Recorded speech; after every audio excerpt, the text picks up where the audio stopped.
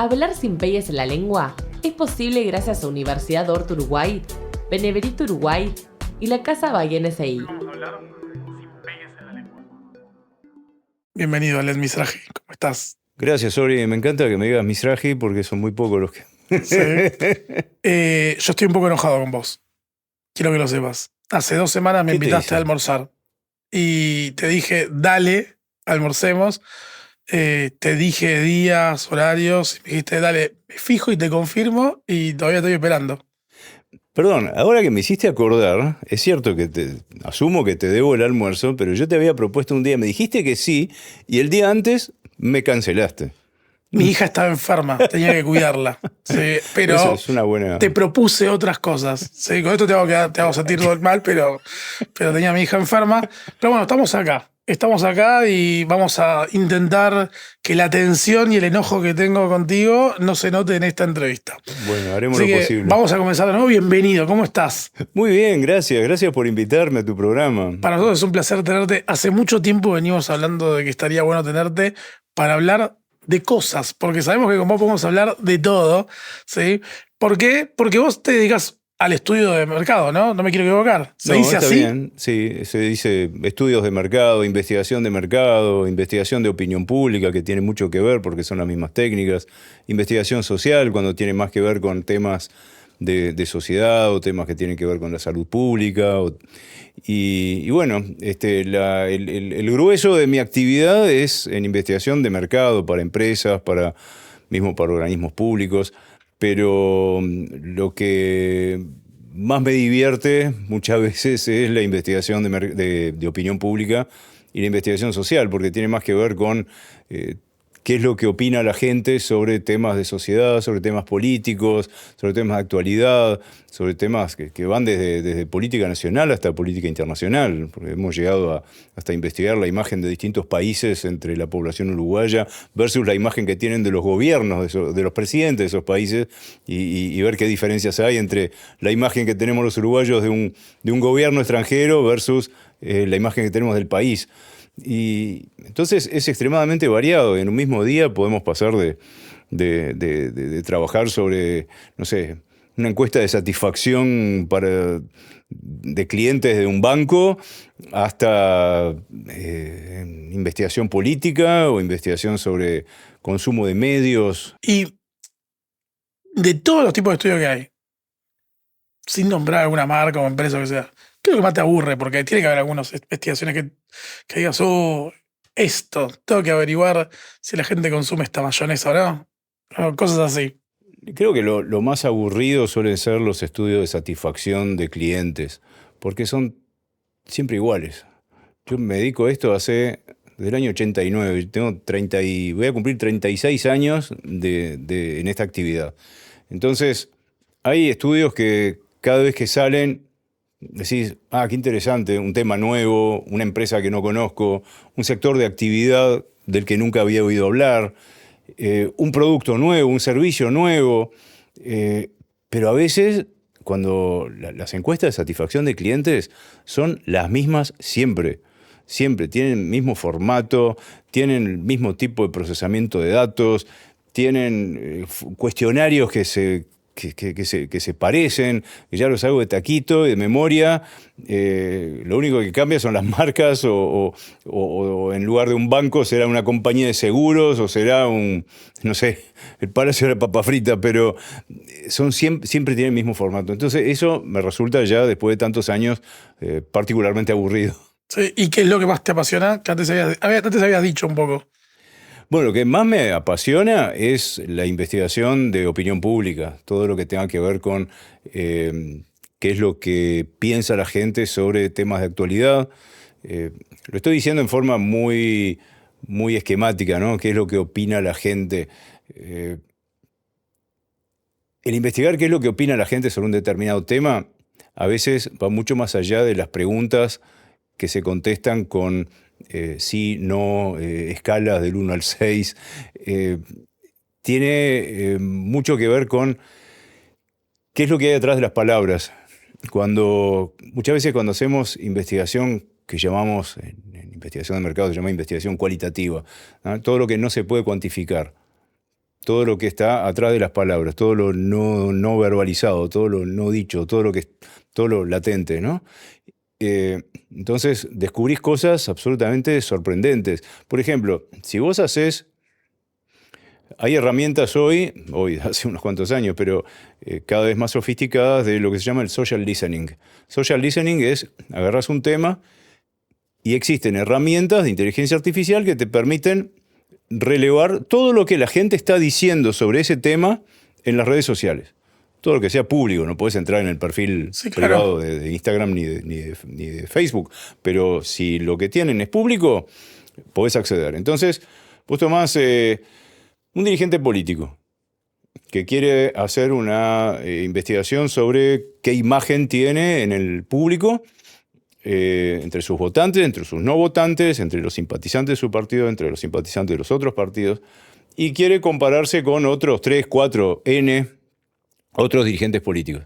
Entonces, hay herramientas que te permiten relevar de las redes sociales en tiempo real todo lo que la gente está diciendo sobre esas personas.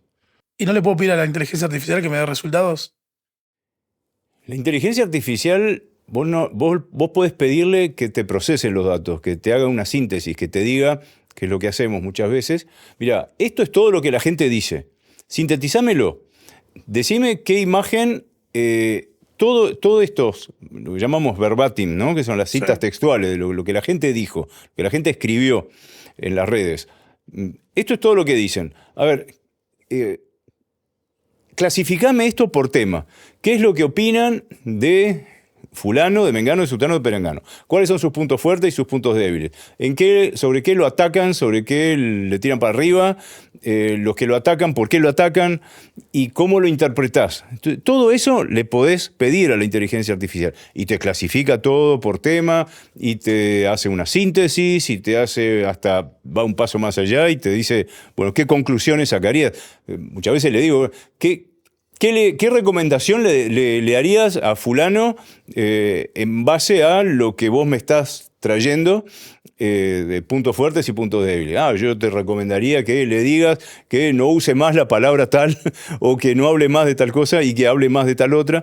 Sí. ¿Okay? Pero lo que la inteligencia artificial todavía no puede reemplazar es la materia prima que le das, que es lo que la gente dice, lo que la gente piensa. Claro. O sea, vos no podés poner a la inteligencia artificial, ponerse en el lugar de la gente a hablar y a opinar.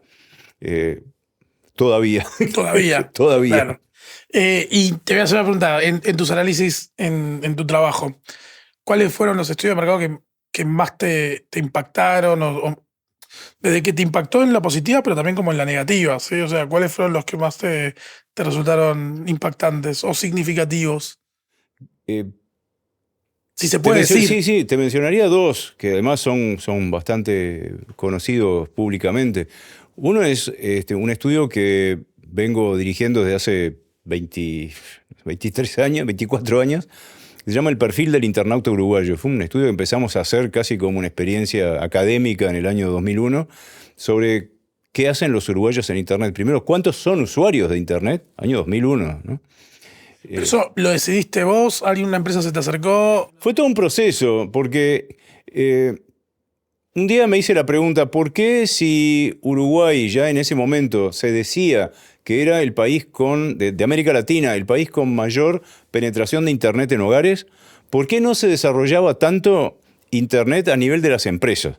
A nivel de e-commerce, por ejemplo, año 2001, insisto, y a nivel mismo de cosas tan básicas como tener una página web. Entonces dije, voy a presentar una propuesta a una conferencia de investigación de mercado latinoamericana que iba a ser en Ciudad de México, y me aceptaron la propuesta. Entonces tuve que hacer la investigación. Y la investigación la hice yo. Hice 50 entrevistas a referentes, formadores de opinión, líderes de opinión, gente que estaba muy en el tema Internet. Y la conclusión que saqué de esa investigación, que finalmente presenté en la conferencia, fue, pero en definitiva todo el mundo habla de qué es lo que los uruguayos hacen, dejan de hacer en Internet, pero nadie les preguntó, en definitiva. Entonces, ¿por qué no vamos y les preguntamos? Hagamos una encuesta sobre los usos de Internet en Uruguay. Entonces fui a golpearle la puerta a varias empresas e instituciones vinculadas a Internet a ver si me apoyaban económicamente, conseguí el dinero. Entonces hice el primer perfil del internauta, le puse ese nombre en aquel momento, y el año siguiente habían cambiado las cosas, no me acuerdo qué había pasado en el 2002, había una de las tantas revoluciones que hubo en Internet. Dije, estaría bueno hacerlo de nuevo para comparar con el 2001. Y volví a golpear puertas y conseguí la financiación, lo volví a hacer. Y así fue durante, hicimos la 21ª edición del perfil de internauta, ahora en diciembre pasado. Y es fantástico porque todos los años hay sorpresas, todos los años hay una revolución nueva. Esto de la inteligencia artificial, en diciembre pasado, por primera vez preguntamos, ¿usted usó alguna vez ChatGPT o alguna otra herramienta de inteligencia artificial? Y las respuestas eran sí, si es sí, ¿cuáles? No, o no sé lo que es. Y había un porcentaje importante de gente que todavía, en diciembre pasado al menos, no tenía idea de qué era la inteligencia artificial.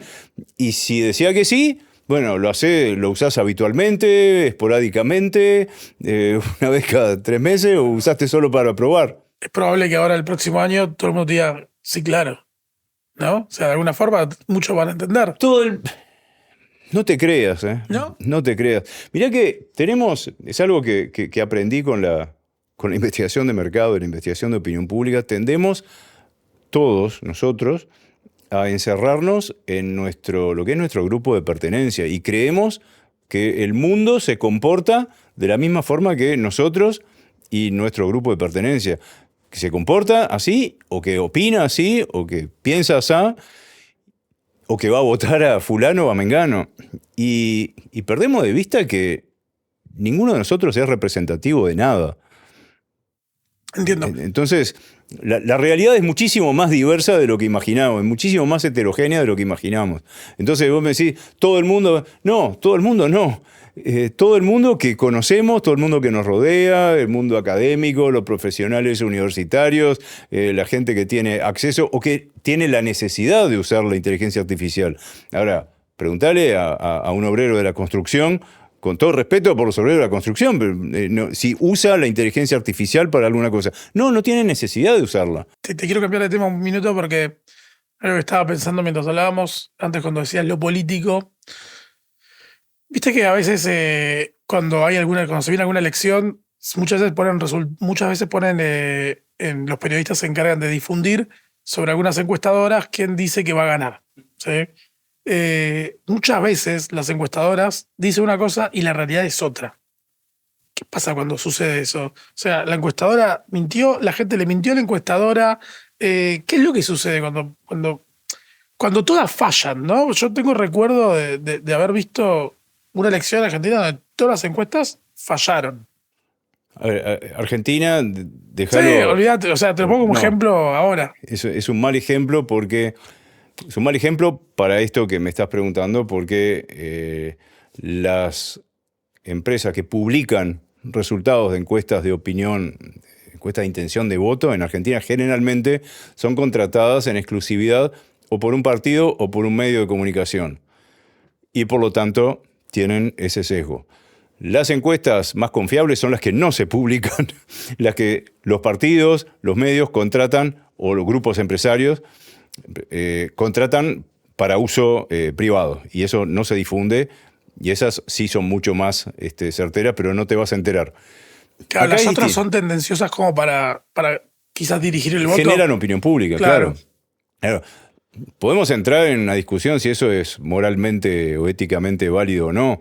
Es tan éticamente válido como difundir noticias falsas.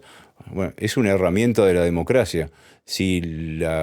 Yo en eso soy muy partidario de desarrollemos mejor el pensamiento crítico y que la gente sea capaz de discernir dónde lo están tratando de engañar, que prohibir las encuestas falsas o las noticias falsas. De todas maneras no las vas a poder prohibir. Acá es distinto la situación en Uruguay por una sencilla razón. Ningún partido ni ningún medio de comunicación puede o está dispuesto a pagar por tener una consultora que trabaje en exclusividad para ellos. Entonces, ¿qué es lo que estamos obligados a hacer? Trabajar para varios al mismo tiempo. Entonces, en un mismo cuestionario hay preguntas para el partido A, para el partido B, para el partido C, o para el candidato A del partido 1, para el candidato B del partido 1 y para el candidato X del partido 3. En la misma encuesta. Y eso está admitido por todos, aceptado, y claro, el costo se reparte entre todos. Entonces yo no le puedo, si estoy trabajando para 3 candidatos, 3 partidos en el mismo cuestionario, no le puedo mentir a los 3. E increíblemente eso, si bien es una dificultad, porque se nos hace bastante más difícil solventar los costos que tiene cualquier investigación de esas, la gran ventaja que tiene es que asegura la imparcialidad. Y lo otro que asegura la imparcialidad es que las empresas que estamos en esa actividad de investigación de opinión pública, tenemos muchos años en el mercado. Y si fuéramos todos mentirosos, hace rato que no nos contratarían más o estaríamos más de uno flotando en la bahía de Montevideo. Entonces, ¿por qué fallan las encuestas? Que es la pregunta que todos hacen. ¿Por qué muchas veces fallan? Para empezar, lo que siempre Lo que tiene más difusión, lo que tiene más prensa, son las encuestas que fallaron. Las encuestas que acertaron nunca son noticia. ¿Ah? Hace poco tiempo vi una investigación que hizo un colega británico, una especie de eminencia en investigación de opinión pública, hizo una recopilación de 300, 400 encuestas de todo el mundo de los últimos 2 años, y eran muchísimas más las encuestas que habían acertado, y lo pongo entre muchas comillas, y ahora te voy a decir por qué, que las encuestas que habían fallado. Entonces, pero esas no son noticias. O sea, nadie sabe que en Eslovaquia o en Lituania las encuestas predijeron bien los resultados de la elección. Pero ahora, cuando le erraron para el Brexit, de eso todo el mundo se acuerda. Pero porque nos gusta el agua sucia. O sea. Claro, nos encanta, somos morbosos. A ver, y es muy fácil pegarle a las encuestadoras. Lo otro que es muy importante destacar es que las encuestas no predicen nada. Cuando decimos le embocó, le acertó, le erró, es un error, porque las encuestas no pretenden predecir nada. Ni son capaces de predecir nada cuando se trata de intención de voto. Porque, ¿cuántos casos conoces alrededor tuyo que una semana antes de la elección todavía no estaban seguros de quién iban a votar? De repente estaban seguros de a quién no iban a votar. Pero preguntabas una semana antes de las elecciones acá, ahora departamentales en Montevideo, la cantidad de gente que no estaba definida simplemente porque no se había interesado, porque no había clima electoral, no había ambiente de campaña. Cantidad de gente que todavía no se había decidido. Entonces, vos haces una encuesta faltando una semana, que no la podés hacer en un minuto, te lleva 3 días, 4 días el relevamiento. En esos 3 días o 4 días que dura el relevamiento, ya pasaron hechos políticos que inciden en la intención de voto. Entonces, los casos que hiciste en el día 1 no podés meterlos en la misma bolsa que los del día 4, pero tenés que meterlos en la misma bolsa porque no tenés posibilidad material de hacer todo el mismo día. Y después, entre el momento en que terminaste el relevamiento, terminaste el martes, la elección es el domingo, el último día que podés publicar resultados es el jueves, porque el viernes empieza la veda.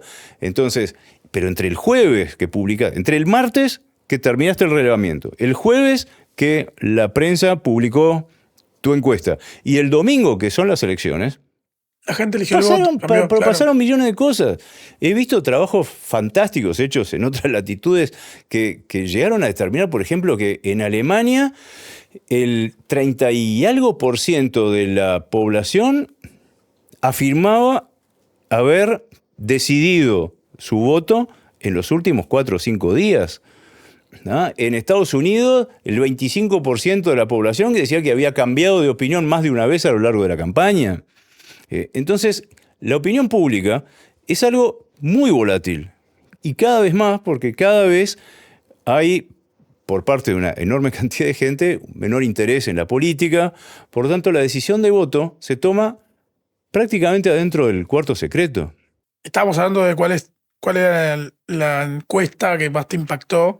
Me hablabas sobre la de los internautas. Los usos de Internet. Y bueno, la otra, que es muy, muy reciente, es una investigación, en realidad es un libro que hice con un fotógrafo muy amigo, Antonio Oscuro, que quisimos poner en imágenes, en fotos, los niveles socioeconómicos del Uruguay. Los niveles socioeconómicos en Uruguay es un concepto que desarrollamos con los colegas, con mis colegas de la Cámara.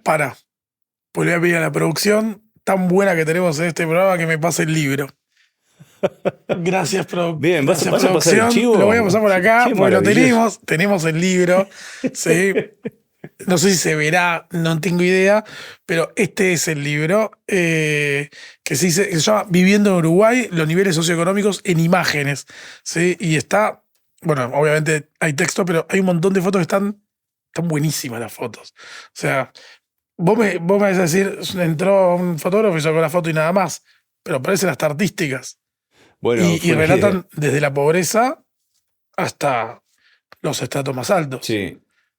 Contanos sobre esto. La idea de esto fue, esto arrancó en 2013, que hice una edición anterior, hace 10 años antes de esta, que habíamos elaborado un documento muy técnico con mis colegas sobre cómo se definen los niveles socioeconómicos. Y la idea era que todo el mundo usara esa definición de niveles socioeconómicos, las agencias de publicidad, los gerentes de marketing, las agencias de medios, toda la gente vinculada al marketing, a la comunicación en general.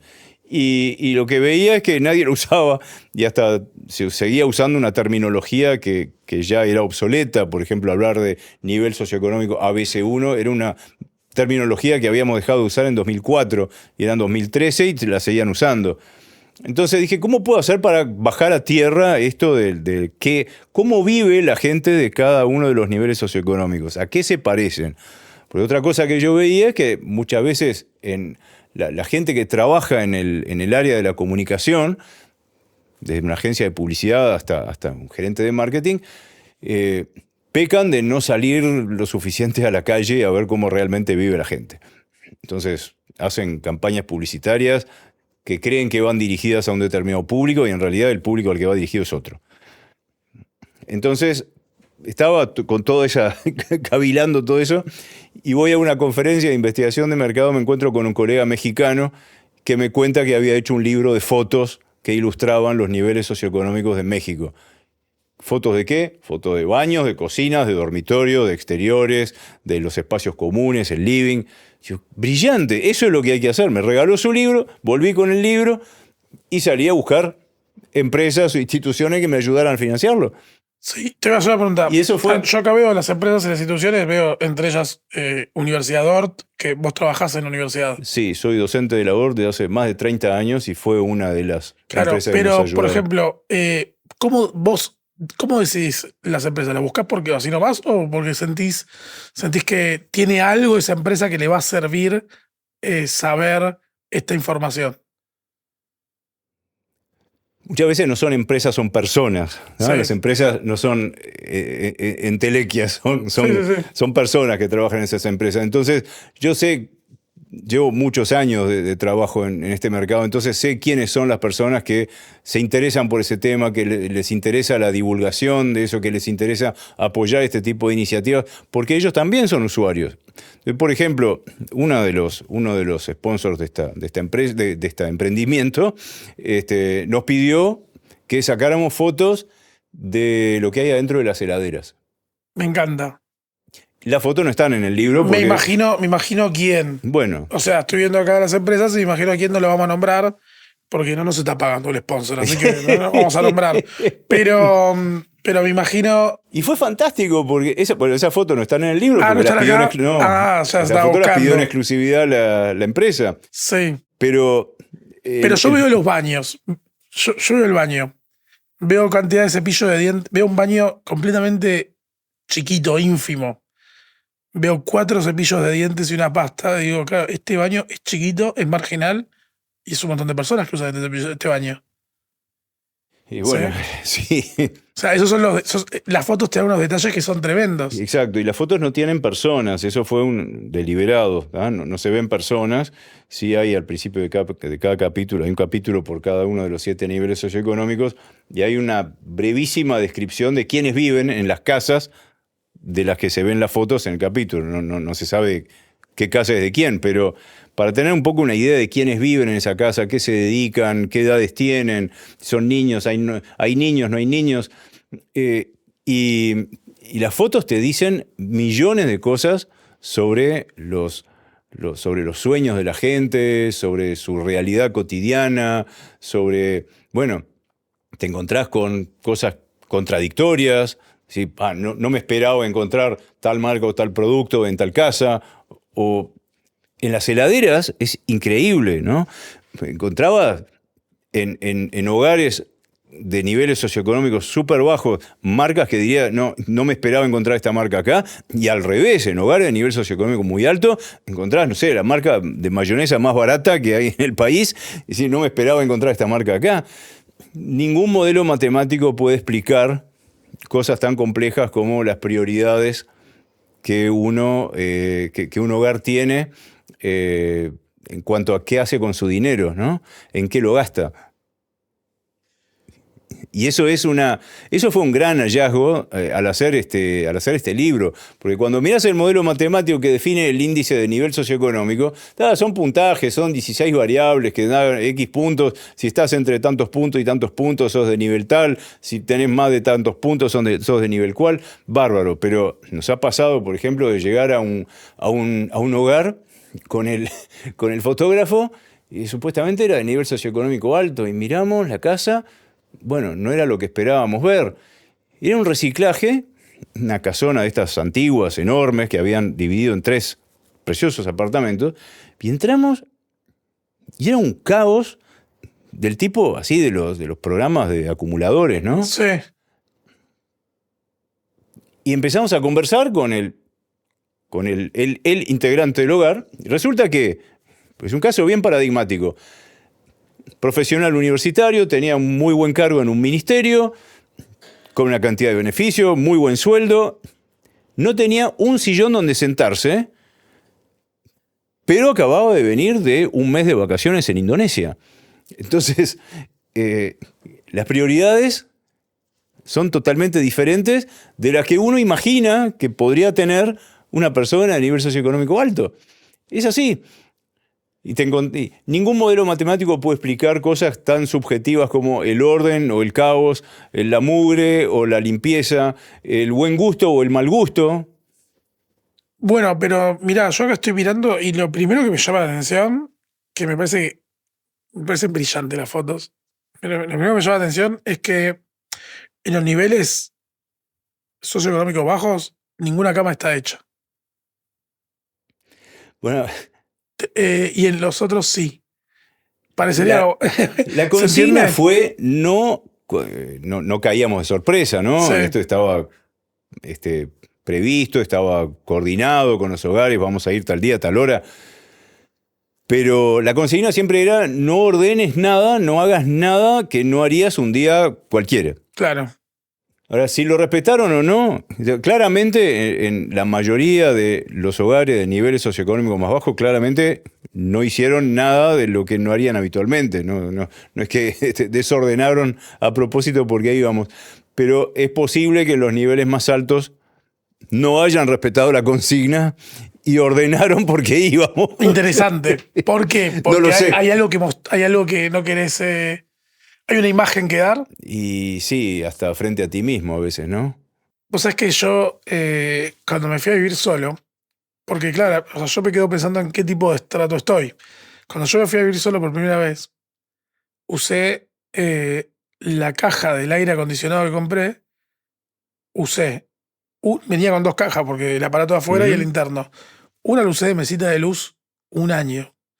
Y la otra la usé de mesita ratona 2 años. Le compré un mantel de cuero, se lo puse arriba y funcionó por 2 años. O sea, hasta que decidí invertir en una mesa, porque no era mi prioridad. Pero por 2 años estuve en la caja del aire acondicionado de mesa de luz. Si hubieses venido a sacar una foto, me moría de vergüenza.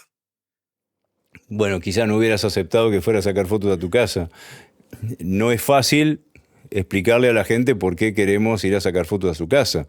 El reclutamiento en el buen sentido, ¿no? de los hogares que son casi 70 casas a las que fuimos en Montevideo y 8 ciudades del interior. Sacamos 700 fotos seleccionadas de varios miles.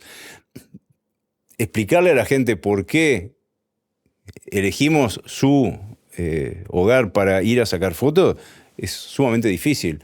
Y después que le explicaste y que entendieron, que acepten que vayas a sacar fotos. Es un poco, te metes en la intimidad de la gente, ¿no? Cuando te metes en el baño a sacar fotos de lo que hay dentro del botiquín o abajo de la pileta de la cocina para ver qué producto de limpieza hay, o abrís la heladera para sacar fotos de lo que hay dentro de la heladera, es un poco invasivo. Es un poco invasivo. Entonces, no fue fácil. El fotógrafo tuvo una frase maravillosa en una entrevista que nos hicieron en un canal de televisión. Le salió así, dijo: las fotos no tienen olor. Y es tal cual, ¿no? Porque abrías las heladeras y las cosas que hemos visto y olido no tienen nombre. Es fantástico, es fantástico. Hubo una sola casa donde la dueña de casa no nos dejó abrir la heladera. Era una policía. Mira. Qué tremendo. No, perdón, vamos a seguir indagando ahí. Pero, nada, yo estaba viendo las fotos, que bueno, yo ya la había visto. A mí me parece impactante porque, claro, ahora entiendo más por qué por qué hiciste este estudio. Porque, claro, si yo ahora me pongo a pensar, yo soy productor de cine y tengo que hacer una película sobre pobreza, si yo nunca vi la pobreza, con estas fotos entiendo cómo tiene que ser la casa.